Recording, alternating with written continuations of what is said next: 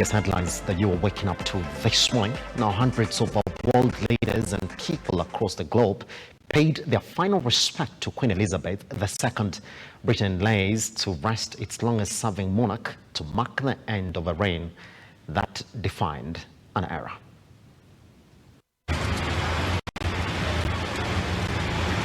The Queen's lifelong sense of duty has been remembered at her state funeral service at Westminster Abbey.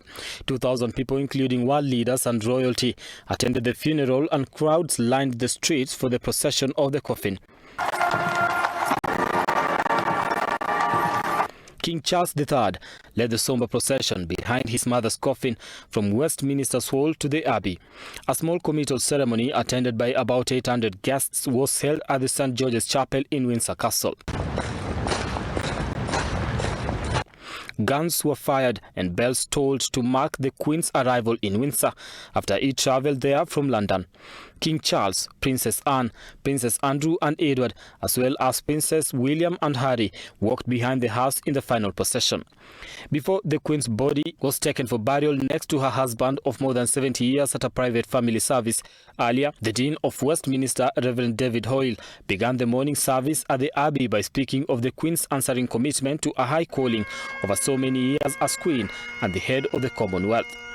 The congregation sang the Lord's My Shepherd, a hymn sung at the wedding of the Queen of the late Duke of Edinburgh, which was also held at the Abbey. The phrase was used by the Queen in a rare address to the nation at the beginning of the COVID pandemic.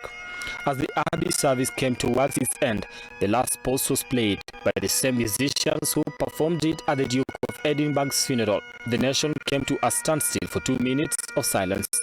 A piper then played a traditional lament before the king stood silently as the national anthem was sung.